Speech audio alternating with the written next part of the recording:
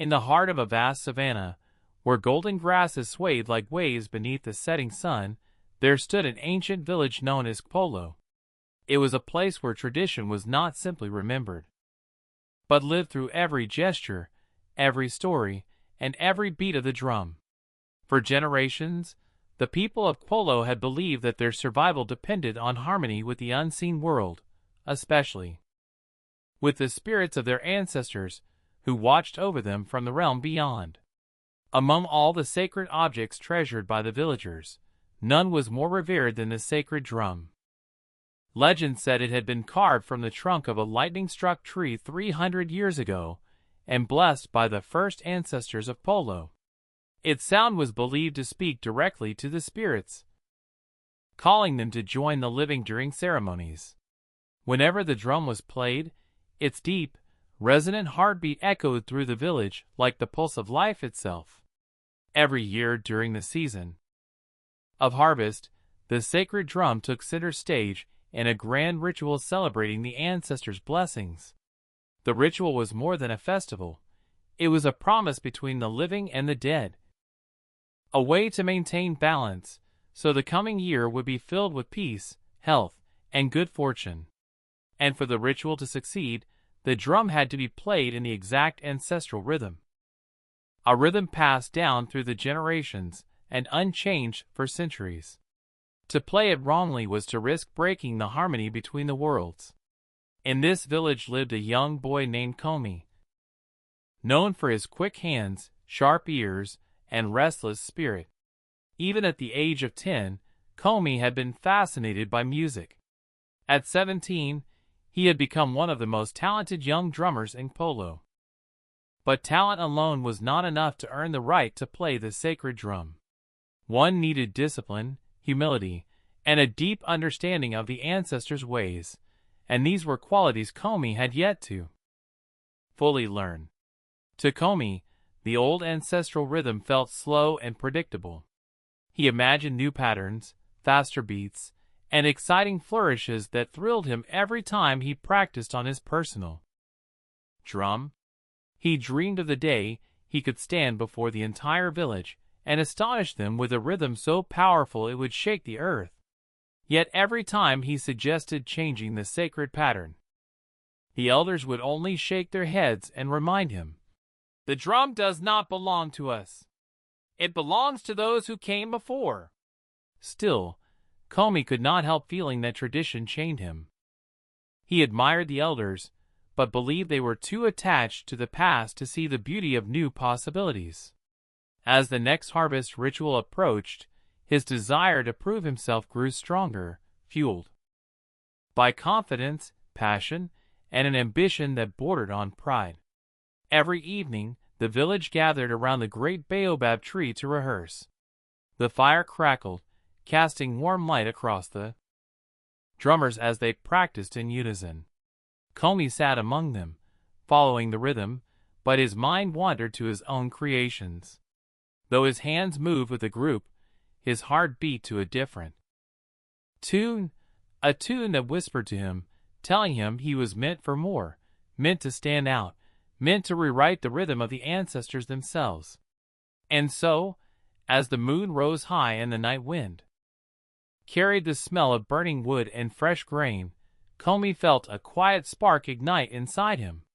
He did not yet know it, but this spark would soon grow into a flame that would shake the village, disturb the spirits, and force him to face the true meaning of tradition, respect, and the sacred rhythm that bound the worlds together. As the days passed and the harvest ritual drew nearer, Komi's impatience swelled like a storm cloud gathering above the plains. Each rehearsal felt heavier, each repetition of the ancestral rhythm more suffocating than the last.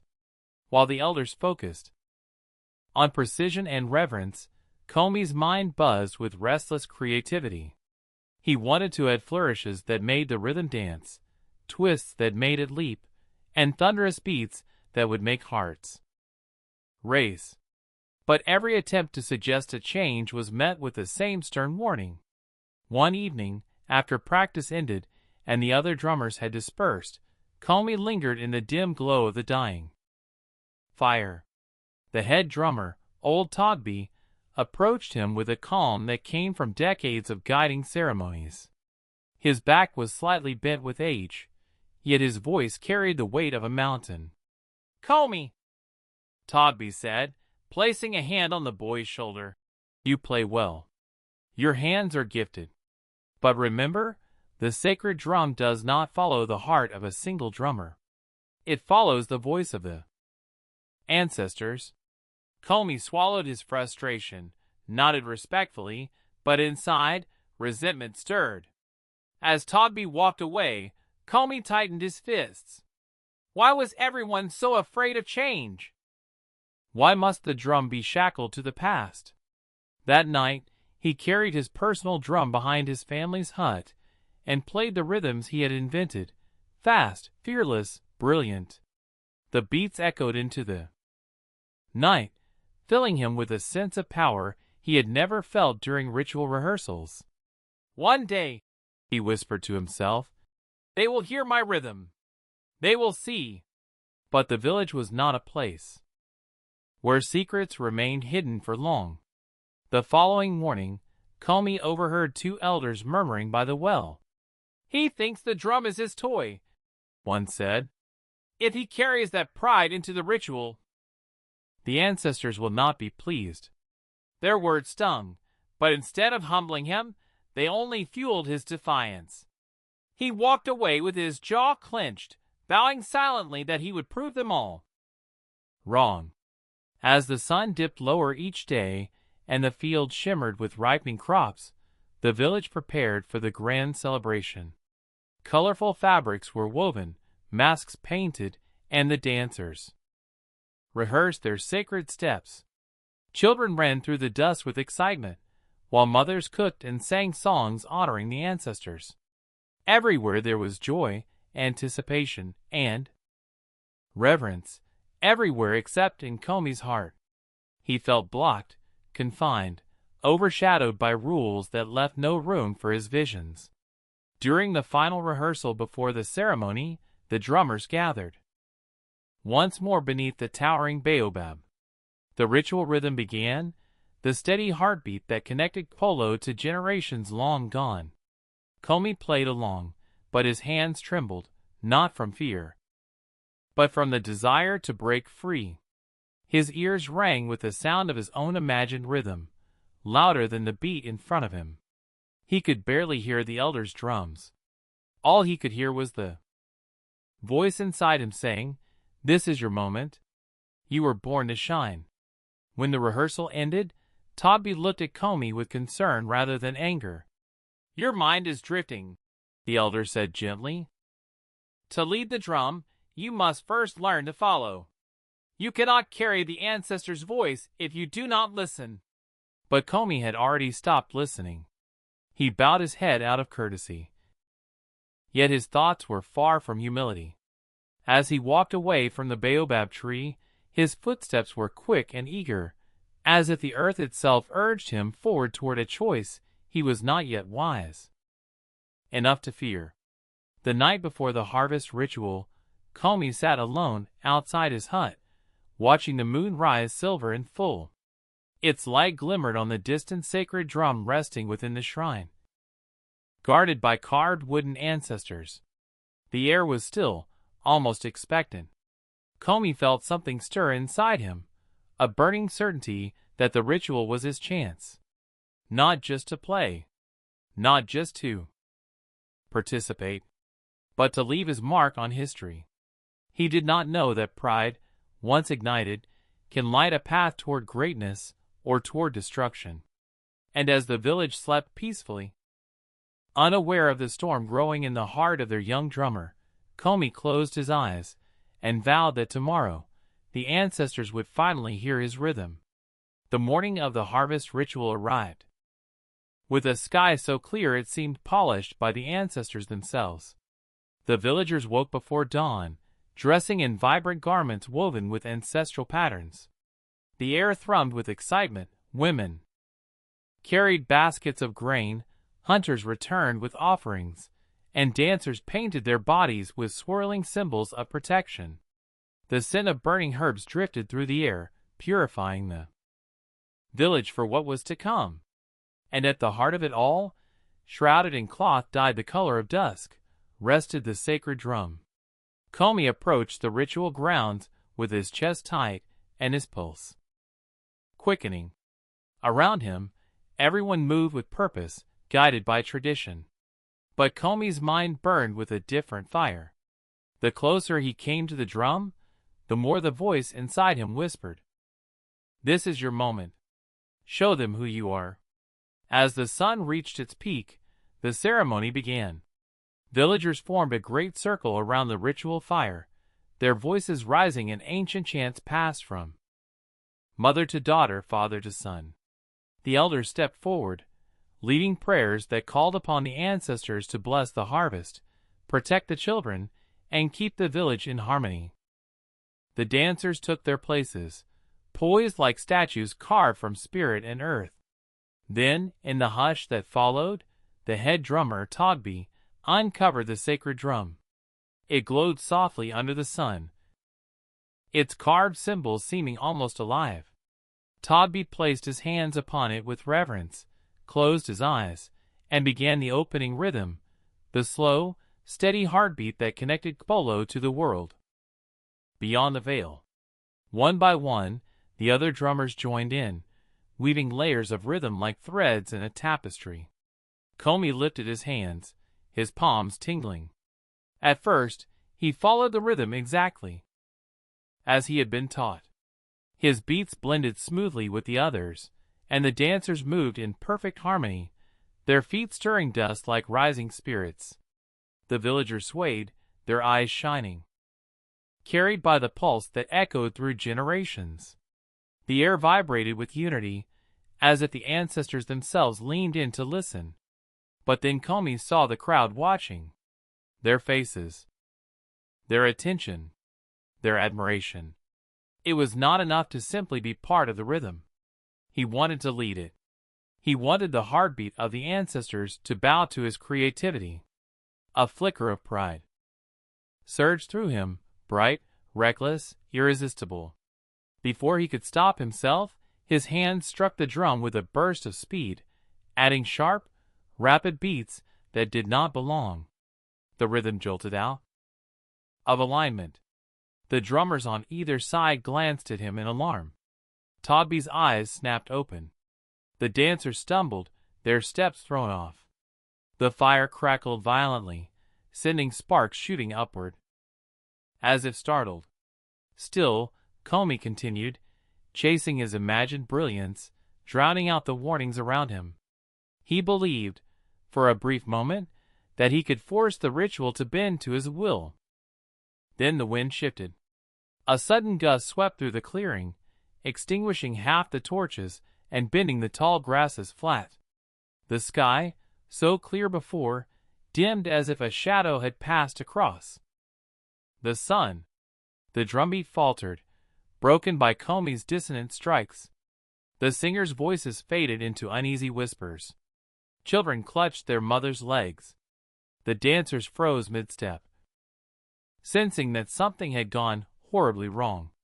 Togby slammed his hands onto the sacred drum, silencing the circle.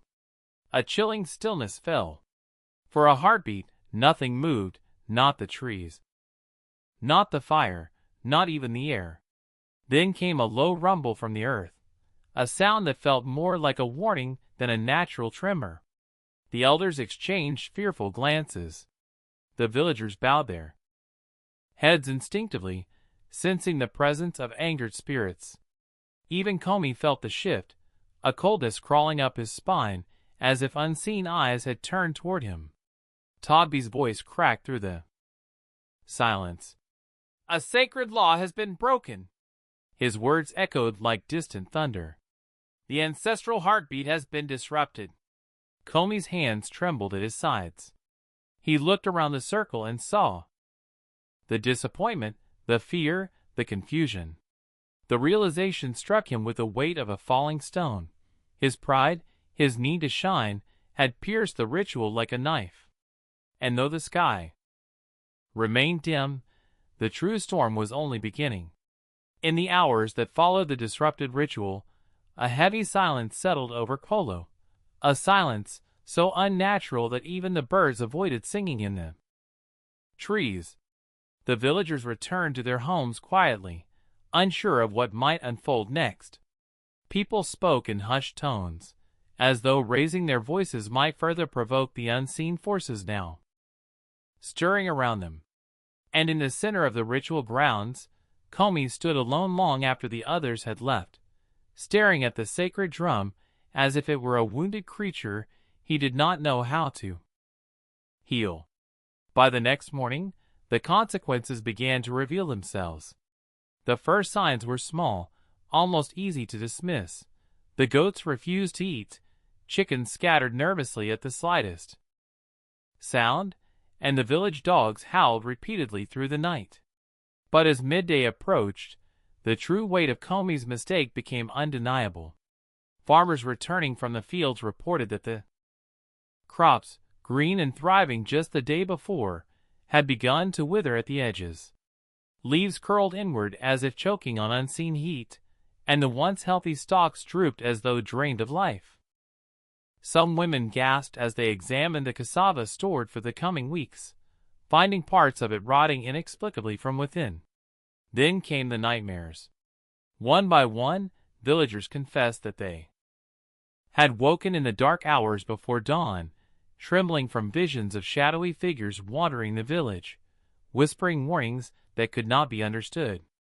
Some dreamed of ancestors turning their backs, others of a great drum cracked down the middle, its heartbeat silenced.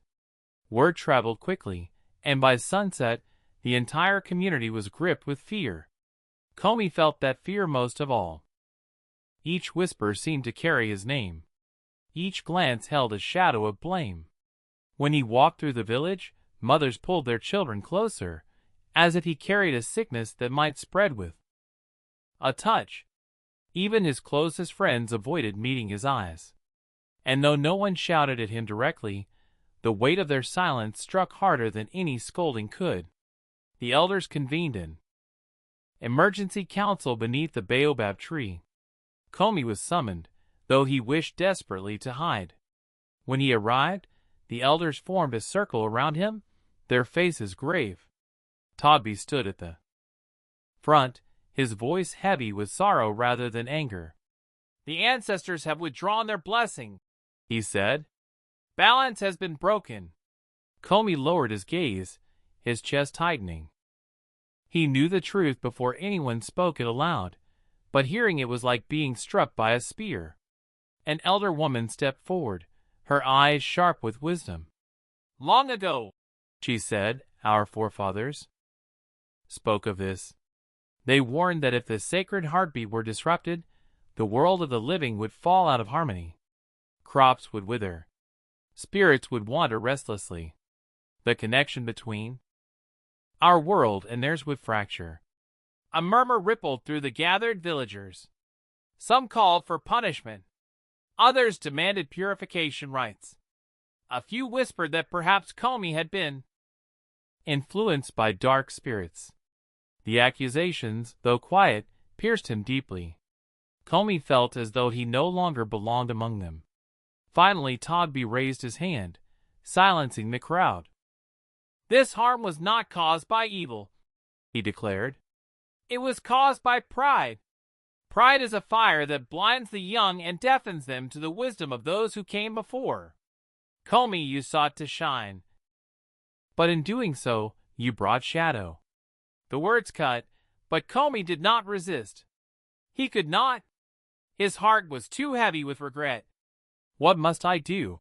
he whispered, unable to lift his head. The elders exchanged long, somber looks. Then Todby stepped closer, placing the weight of tradition into his next words. "The ancestors will not restore balance unless the one who broke the rhythm repairs it. This burden is yours alone. You must go to the sacred forest, seek the guidance of the spirits, and rediscover the true heartbeat of the drum. Only then can you return to us and restore the harmony you disrupted." A shiver ran through Komi at the mention of the sacred forest. It was a place whispered about in childhood stories, ancient, watchful, filled with spirits both benevolent and stern. No one entered lightly, and no one entered alone unless called by destiny. But what choice did he have? The village was suffering. His people were frightened. And he knew deep within that every moment he delayed would only deepen their pain. With trembling hands, Komi bowed his head to the elders. "I will go," he said quietly. "I will face whatever the ancestors command." As he walked away from the baobab, the villagers watched in silence. Some eyes held pity, others held fear, and a few held anger. But none of that mattered anymore, not compared with the weight pressing upon his heart. Behind him, the sacred drum remained inside its shrine, covered and silent. The heartbeat of the ancestors had gone quiet, and until Komi could find the path back to it, the village of Polo would remain in the shadow of his mistake. Komi set out for the sacred forest at dawn, carrying nothing but a small water gourd, his personal drum, and the weight of an entire village on his shoulders. The path leading into the forest was narrow and overgrown, rarely traveled by anyone except hunters and priests. As he walked, the sounds of the village slowly faded behind him. Children's laughter, crackling fires, the murmurs of daily life. Soon, all that remained was the rustle of leaves beneath his feet and the distant calls of unseen animals. The sacred forest loomed before him like a living wall of shadows and ancient wisdom. Its trees rose impossibly tall, their branches twisting like great hands reaching for the sky. Vines hung low, brushing against Komi's arms as though testing his resolve. The air was cooler inside, heavy with the scent of earth and memories older than the village itself. Komi paused at the entrance, suddenly overwhelmed by uncertainty. But he reminded himself of the dying crops, the frightened children, and the disappointment in the eyes of his elders. He stepped forward. Hours passed, and the forest seemed endless. Komi wandered deeper and deeper, unsure if he was following a path or simply drifting through the will of the spirits. Strange whispers echoed in the canopy overhead, soft, rhythmic, almost musical, yet impossible to understand. Once, he thought he saw a figure move between the trees, but when he turned, there was nothing. Only silence waiting. As the sun began its descent, Komi reached a clearing bathed in pale golden light. In the center stood an enormous tree, its bark cracked like old skin, its roots twisting across the ground like sleeping serpents. Komi felt drawn to it, as if the tree itself were calling his name. He approached slowly, each step heavy with anticipation. When he touched its trunk, the surface vibrated faintly, like the echo of a distant drumbeat. Exhausted from fear, guilt, and loneliness, Komi dropped to his knees at the base of the tree. He placed his drum in front of him and bowed his head. "Ancestors," he whispered, voice trembling, "I have broken the sacred rhythm. I have allowed pride to cloud my heart. If you are listening, if you have not turned away completely, please show me the path back to harmony." For a long moment, nothing happened. Komi closed his eyes, letting the quiet wrap around him. Then, just as his breathing began to slow, he heard it, a single soft drumbeat. He opened his eyes in alarm. But there was no one around. The beat came again, echoing through the clearing like a pulse in the air. It was not loud, nor forceful, but steady, ancient, familiar, heart-pounding. Komi looked up. Standing across the clearing was an old man draped in garments woven from shadows and starlight. His hair was white as moonbone, his eyes deep as storm clouds. He did not walk toward Komi. He seemed to glide, barely touching the earth. Komi's breath caught in his throat. He had heard stories of forest spirits who took human form, but he had never believed he would see one. Why are you here, child of Polo? The spirit asked, his voice blending with the rustling leaves. Why do you disturb the forest with the weight of your sorrow? Komi bowed deeply, trembling. I have broken the ancestral rhythm, he said, and because of me, my village suffers. I want to make things right. I want to learn the true heartbeat of the drum. The spirit regarded him silently for a long moment. Then he raised one hand, and a soft wind curled around Komi, warm and gentle. You seek the heartbeat, the spirit said, but the heartbeat is not found in the hands. It is found in the soul. You played not for your people, not for your ancestors, but for yourself. Komi felt tears sting his eyes. I know. I was proud, too proud to listen. Please teach me. I will do anything. The spirit nodded. Then listen. He tapped the air with his fingers, and the clearing filled with the sound of drums, many drums, each one carrying a different emotion, sorrow, joy, gratitude, unity. The rhythm surrounded Komi, weaving into each other, forming patterns he had never imagined. Yet within the complexity lay something simple, something pure, the steady, grounded beat that echoed like the pulse of life itself. Komi closed his eyes, letting the sound wash over him. He placed his hands gently on his drum and tried to follow. His first attempts were shaky, uncertain, but the spirit's presence steadied him, guiding his breath, slowing his heartbeat. Komi realized then that the sacred rhythm was not meant to dazzle or impress. It was meant to connect, to bind the villagers to one another, and to the ancestors who watched from beyond. The spirit stepped closer, placing a hand on Komi's shoulder. Feel the rhythm of the earth beneath you, he said softly.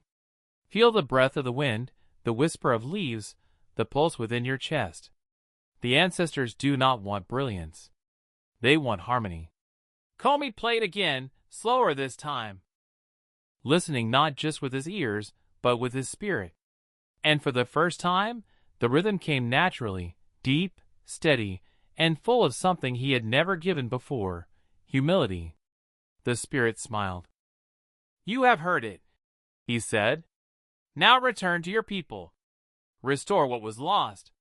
When Komi opened his eyes, the spirit was gone. The clearing was silent once more, but the rhythm lingered in his heart, glowing like a quiet flame. Komi stood, feeling lighter than he had in days. He picked up his drum, bowed to the ancient tree, and began the long journey home. He did not know what awaited him in the village, anger, forgiveness, or something in between. But he knew one thing for certain. He no longer walked with pride in his heart. He walked with purpose. And the ancestors were listening again. Komi reached the edge of the village just as the sun dipped below the horizon, painting the sky in deep hues of orange and violet. He paused for a moment, taking in the familiar sight of the clustered huts and the central baobab tree whose roots spread like protective arms around the community. But the village felt different now, heavy, muted, as though wrapped in a blanket of sorrow. The usual evening sounds were absent. No laughter of children, no rhythmic chatter of women preparing dinner, no gentle hum of elders sharing stories by the fireside. Instead, an uneasy silence stretched across the settlement, broken only by the rattling of a dry wind moving through empty spaces. Komi took a steadying breath and walked forward. A few villagers spotted him and whispered among themselves.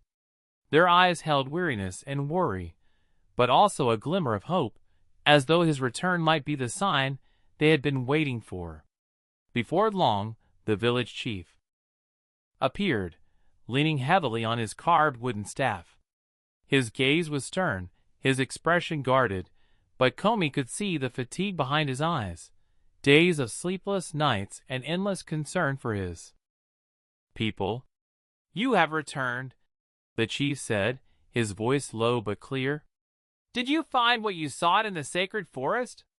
Komi bowed deeply, clutching his drum to his chest. I did. And I bring with me the rhythm our ancestors have always given us, the one I failed to honor. He hesitated. If you will allow me, I wish to make things right. The chief studied him for several long moments, as though searching for the truth beneath Komi's skin. Finally, he nodded. Very well. Tonight, when the moon rises, you will play. The village will gather, and the ancestors will judge. Not only your rhythm, but the sincerity of your spirit. Word spread quickly, and as the moon climbed into the night sky, full, pale, and luminous, the villagers gathered around the central baobab. Torches flickered in the darkness, casting trembling shadows across anxious faces. The drought had taken its toll.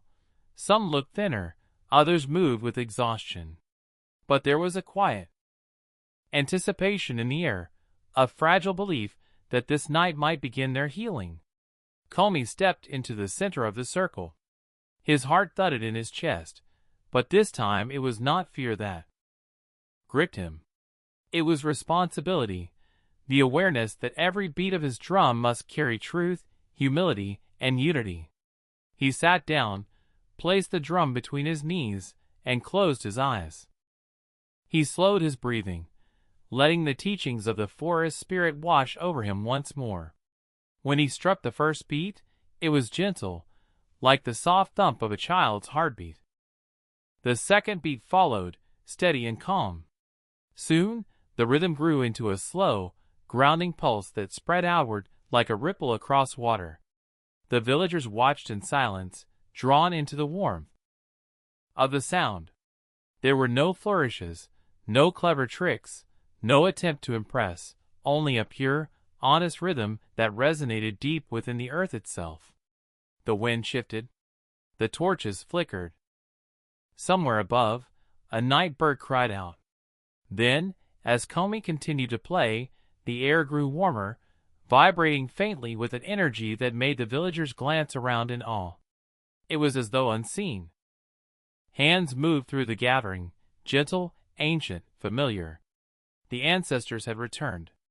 One by one, the villagers felt it, a soft weight lifting from their chests, a calm settling in their hearts. A few began to sway.